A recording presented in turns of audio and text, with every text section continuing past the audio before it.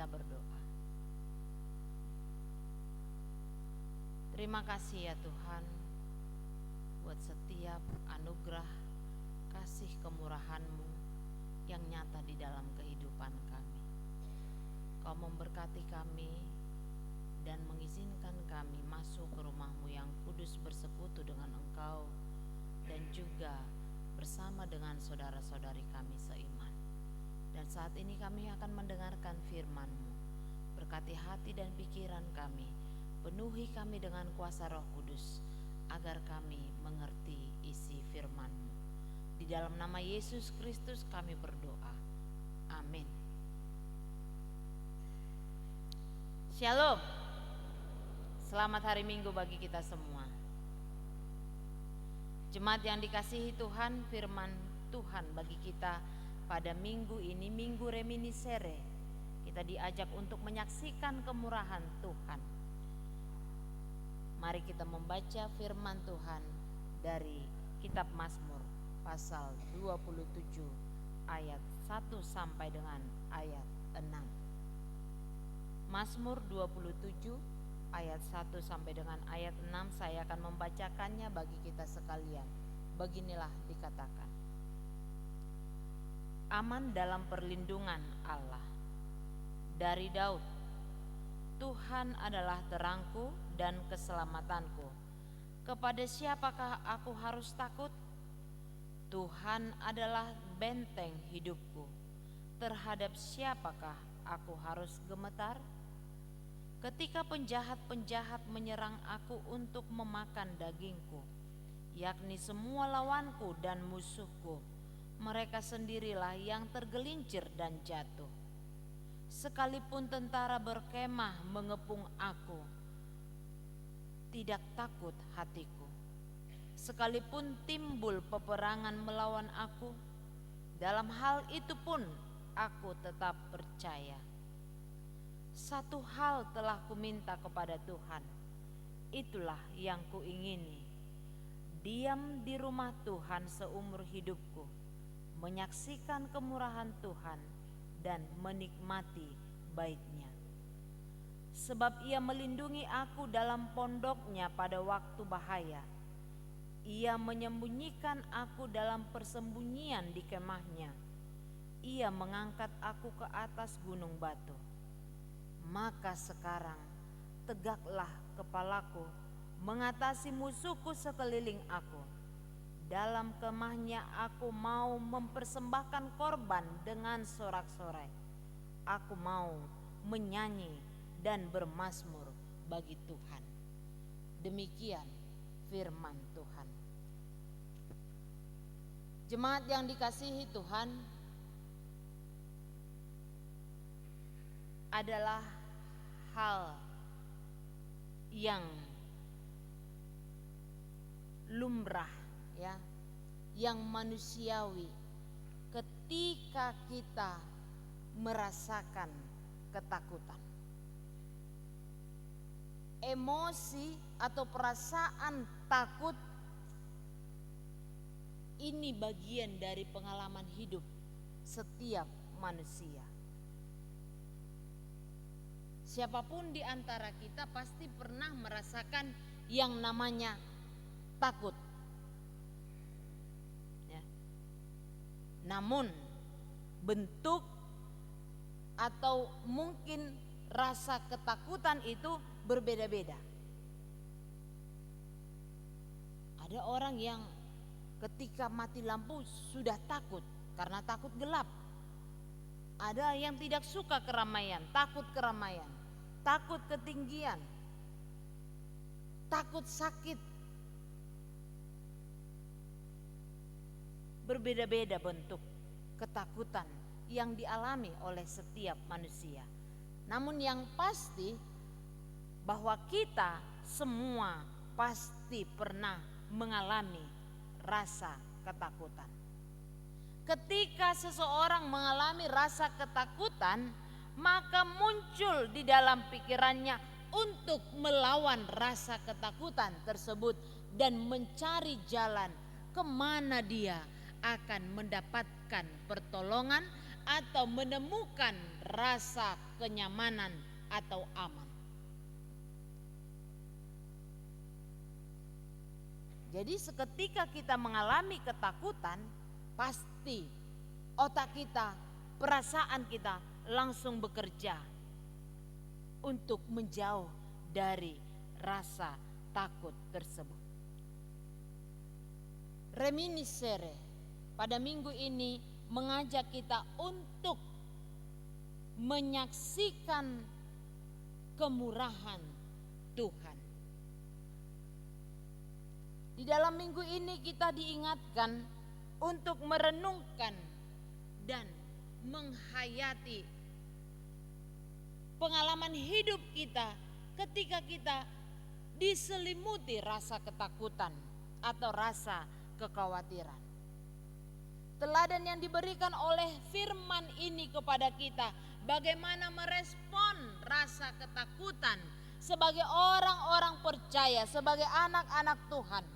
Kita diajar untuk mengalahkan rasa ketakutan yang kerap sekali menghampiri hidup kita.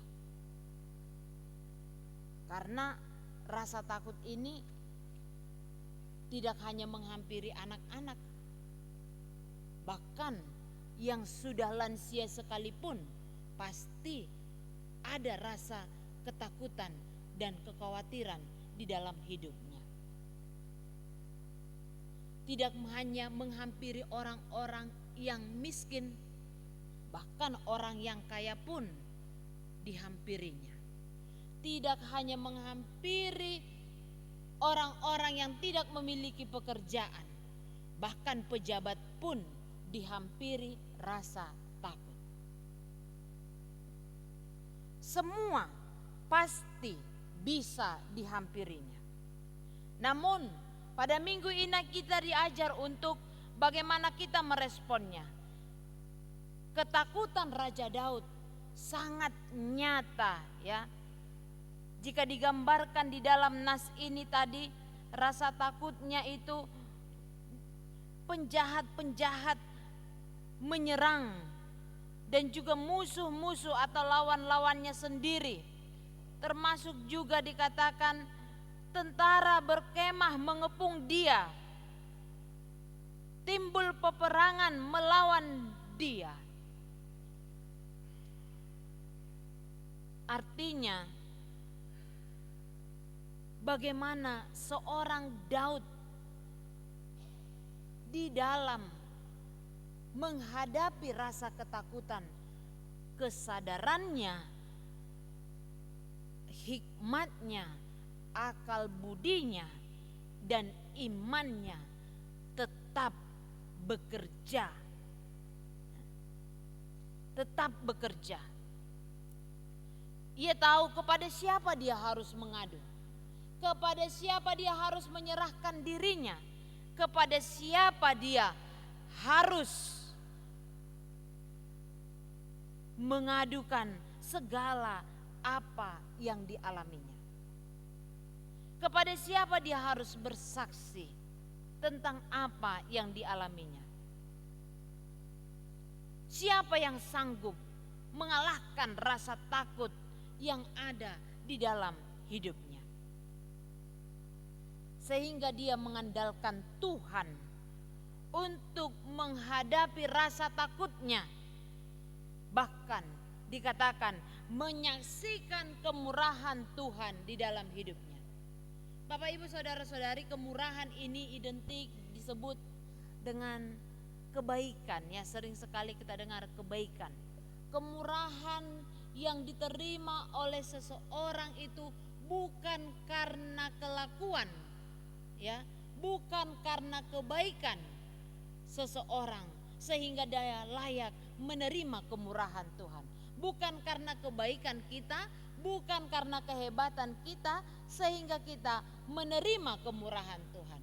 Karena kemurahan Tuhan ini tidak dapat diberikan oleh siapapun kecuali Dia di dalam Yesus Kristus yang telah menganugerahkan kepada kita kemurahannya yang ajaib, yaitu keselamatan. di dalam Yesus Kristus. Ini yang seharusnya kesaksian bagi setiap manusia yang lemah, yang tidak berdaya, yang tidak dapat menyelamatkan hidupnya oleh karena keberdosaannya.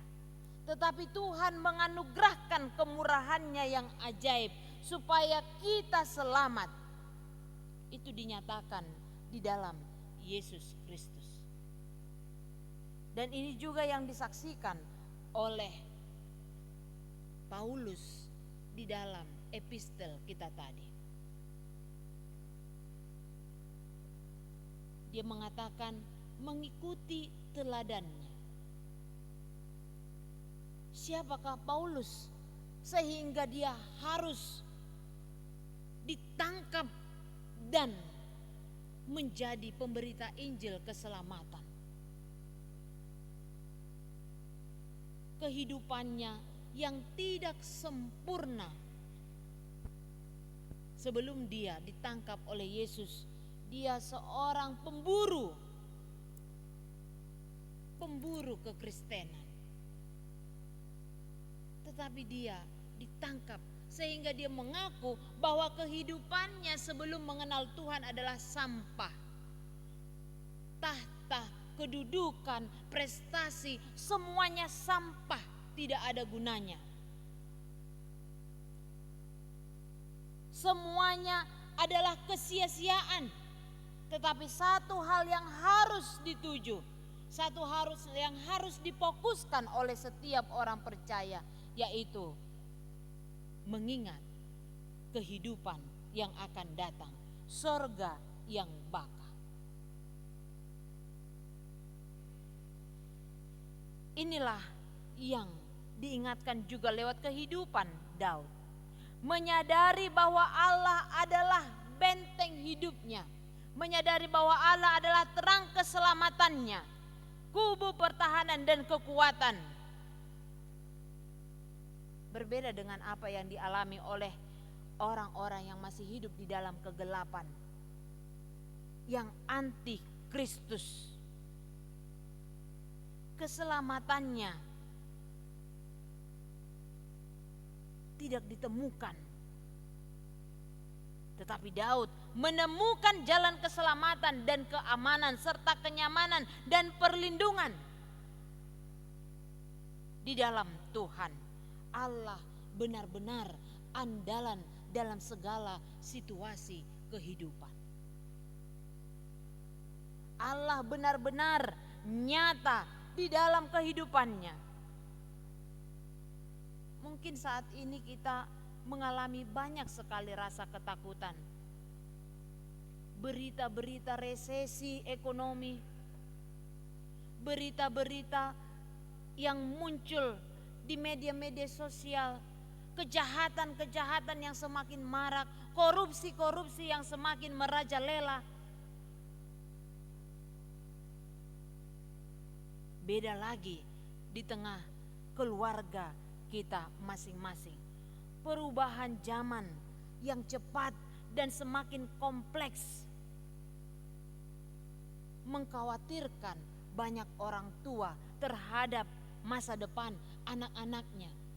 Menjadikan orang tua khawatir terhadap generasi-generasi cucu-cucunya. Sekarang aja sudah demikian. Bagaimana nanti? Bagaimana yang akan datang? Masa depannya bagaimana dan bagaimana? Semakin sulit. Mencari pekerjaan juga semakin sulit. Usaha-usaha juga, pergerakan usaha juga semakin melambat. Apakah usaha bisnis ini akan terus berjalan?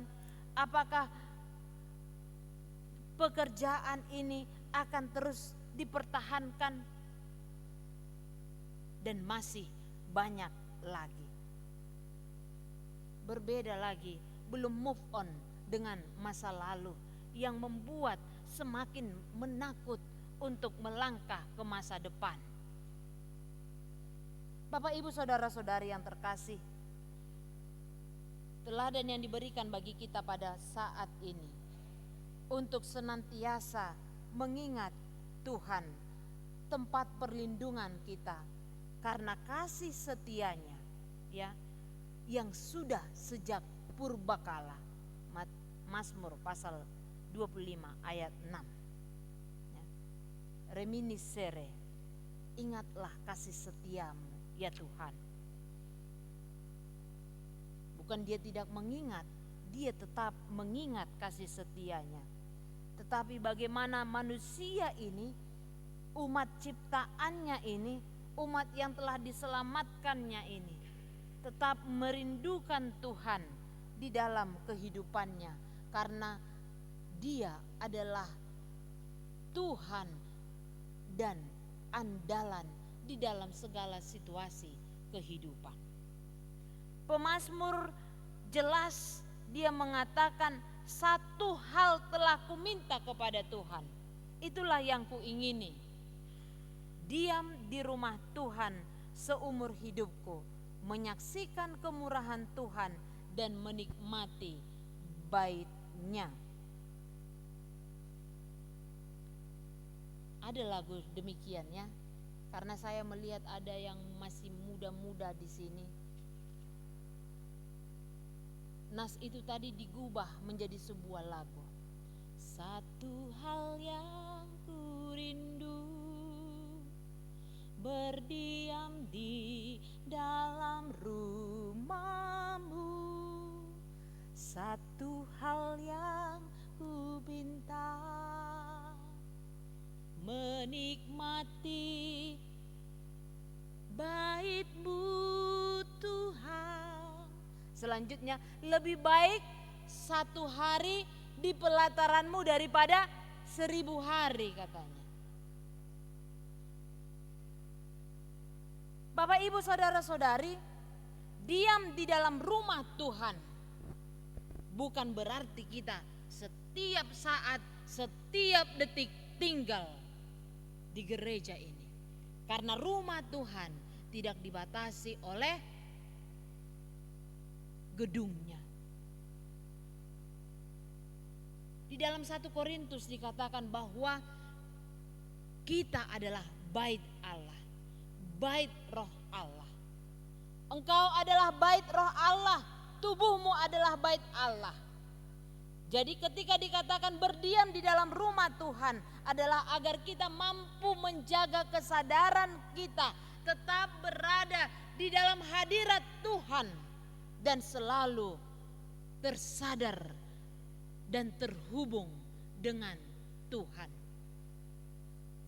Dimanapun kita berada, kita diajak untuk senantiasa terhubung dengan Tuhan.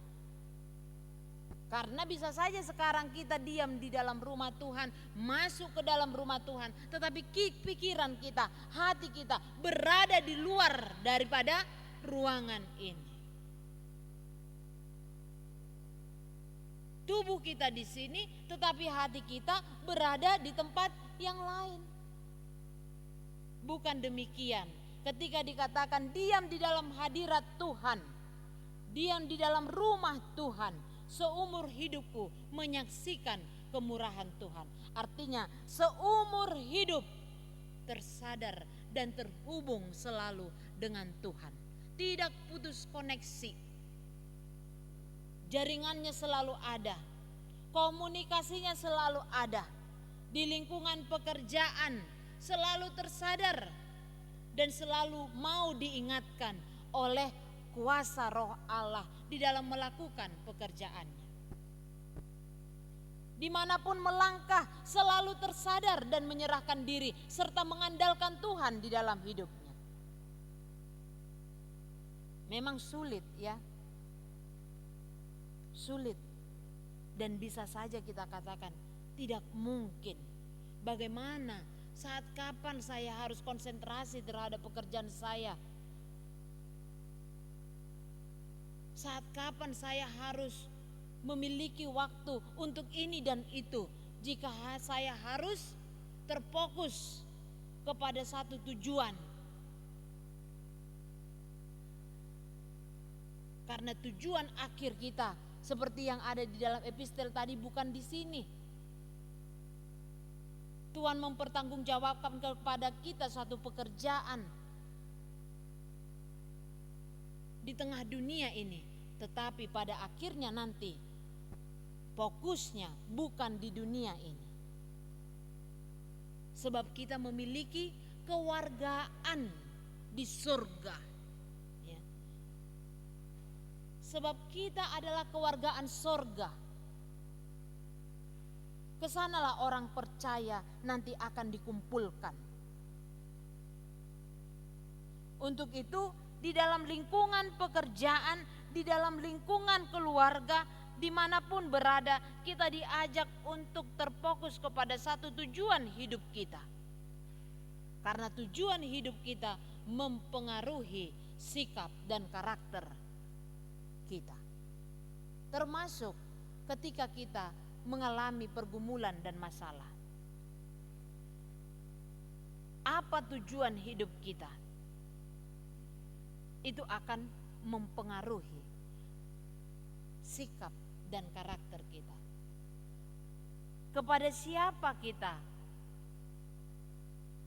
meneladani, atau siapa role model di dalam hidup kita, akan mempengaruhi sikap dan karakter kita.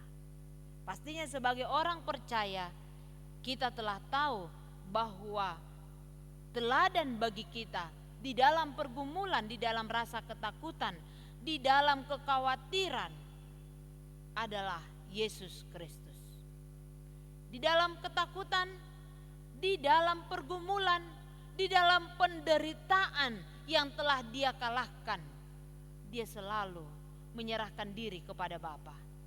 Demikian juga kita sebagai orang percaya diingatkan untuk senantiasa menyerahkan diri kepada Tuhan dan mampu menjadi saksi-saksi kemurahan Tuhan. Menyaksikan kemurahan Tuhan berarti bukan hanya melihat, tetapi juga turut merasakan. Apakah kita merasakan sekarang ini adalah karena kemurahan Tuhan? Keberadaan kita karena kemurahan Tuhan, bukan karena kehebatan kita. Kita adalah orang yang lemah, yang tidak memiliki kekuatan terkadang untuk melawan kuasa si jahat. Tetapi Tuhan masih mengizinkan, masih memberikan waktu bagi kita saat ini untuk menyaksikan kemurahan Tuhan.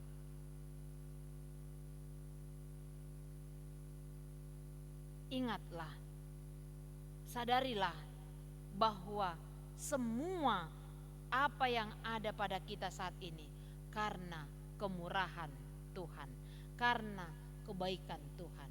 Kidung Jemaat nomor, saya lupa nomornya tetapi saya tahu liriknya ya. Berkat Tuhan mari hitunglah, kau kan kagum oleh kasih-Nya. Berkat Tuhan mari hitunglah, kau niscaya kagum oleh kasih-Nya. Tak terhitung dan tak terhingga kasih Tuhan di dalam hidup kita, sehingga kita patut meneladaninya serta menyaksikannya. Tuhan adalah benteng hidupku. Terhadap siapakah aku harus takut? Amin. Kita berdoa. Terima kasih ya Tuhan buat firman yang telah Engkau berikan bagi kami. Engkau mengingatkan kami bahwa tidak satu pun di dunia ini mampu menakutkan kami, menjauhkan kami dari kasih-Mu. Sebab kami tahu bahwa andalan hidup kami hanyalah Engkau. Engkau adalah juru selamat kami. Engkau telah mengalahkan kuasa maut dan kegelapan. Oleh karenanya, Engkau menjadi terang bagi kami, benteng keselamatan dan kubu pertahanan kami. Tidak akan ada yang mampu mengalahkan kami, sebab kami hanyalah mengandalkan Tuhan. Berkatilah kami Tuhan, sertai kami kemanapun melangkah di dalam satu minggu ini. Kami telah mendengarkan warta jemaat yang akan dilaksanakan di dalam minggu ini maupun yang sudah terlaksana. Biarlah Tuhan memberkati setiap rencana pelayanan gerejamu HKBP Ciputat dalam 1 minggu ke depan. Tuhan yang hadir, Tuhan yang mendahului, semuanya Tuhan terlaksana bagi kemuliaan nama-Mu saja. Berkati seluruh pelayan-pelayan-Mu di gereja ini dan seluruh tim yang bekerja sama beserta jemaat-jemaat-Mu yang turut mendukung pelayanan. Biarlah Tuhan yang memberikan berlipat kali ganda di dalam hidup mereka melalui partisipasi yang telah mereka berikan, tenaga mereka juga yang telah mereka persembahkan. Semuanya Tuhan, jika berasal dari hati yang tulus dan ikhlas, biarlah Tuhan yang memberkatinya berlipat kali ganda untuk kemuliaan nama-Mu. Berkati Tuhan seluruh keluarga jemaat-Mu HKBP Ciputat ini. Biarlah Engkau yang memberikan kepintaran, kebijaksanaan kepada anak-anak-Mu yang masih duduk di bangku sekolah dasar, SMP, SMA maupun yang sudah duduk di bangku perkuliahan serta yang masih bayi dan balita. Tuhan, Engkaulah yang mengetahui dan merancangkan masa depan mereka. Jika pada saat ini ada rasa kekhawatiran dari orang tua karena perkembangan zaman yang semakin merajalela, dan jika tidak dikendalikan, maka semuanya akan dapat membawa anak-anak-Mu kepada hal-hal yang buruk. Ajarlah anak-Mu Tuhan dan mampukan mereka berhikmat supaya mampu menggunakan teknologi dengan baik dan menjadikan itu semua Tuhan pelajaran di dalam hidup. Jika hal yang buruk, baiklah itu dijauhkan, dan juga yang baik Engkau mampukan mereka menjalankan dan melakukan hal-hal yang baik dalam hidup generasi-generasi muda HKBP Ciputat ini. Berkati para orang tua dan juga lansia gerejamu ini. Kami serahkan Tuhan hidup kami serta pelayanan kami dan ibadah yang akan berlanjut nanti pada pukul 10. Tuhan yang memberkati, hantarkan seluruh pelayan yang akan melayani, bahkan jemaat-Mu Tuhan yang ingin bersekutu dengan Engkau di rumah-Mu ini. Tuhan yang menghantarkan dengan selamat. Kami serahkan Tuhan hidup kami kepadamu jika kami nanti akan pulang. Hantarkan juga kami ke tempat kami masing-masing dengan kasih karunia dan juga sukacita yang daripada Engkau. Di dalam nama Yesus Kristus Juru Selamat kami yang hidup, kami berdoa kepadamu. Terima kasih ya Allah. Amin.